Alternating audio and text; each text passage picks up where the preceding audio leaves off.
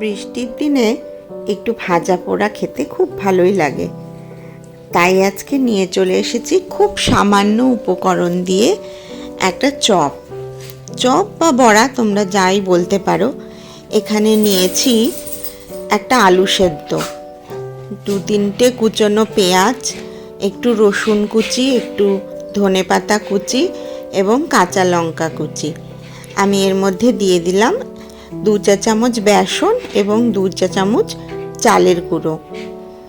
এবার আমি এখানে দিয়ে দিচ্ছি আন্দাজ মতন নুন।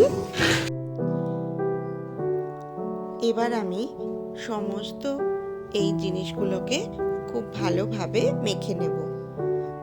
আমি এখানে হাতের সাহায্যেই মেখে নিচ্ছি, কারণ হাত দিয়ে যত ভালো মাখা যায় চামচ দিয়ে তত ভালো হয় না। এরপরে আমি এর মধ্যে দিয়ে দিলাম অল্প একটু হলুদ গুঁড়ো।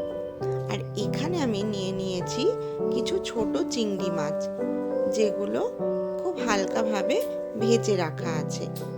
আমি ভালো করে সমস্ত উপকরণগুলোকে হাত দিয়ে চটকে মেখে নিচ্ছি।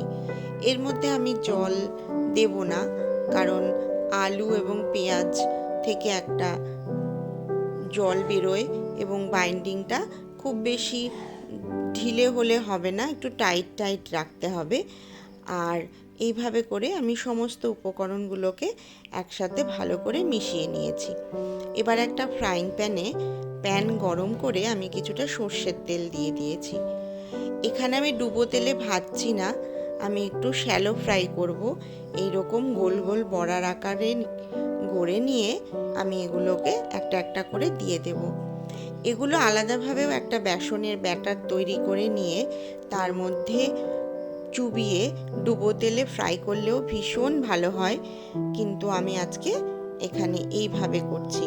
ঝটপট করে হয়ে যাবে এবং ঘরে থাকা খুব সামান্য উপকরণ দিয়েই কিন্তু আমার এগুলোকে কি চপও বলতে পারো, চিংড়ির চপ অথবা চিংড়ি আলুর টিকিয়া, দুটোই বলা যেতে পারে। তো এইভাবে আমি এখন পরিবেশন করে নিলাম। খেয়ে দেখো তো, বলো তো কেমন হয়েছে।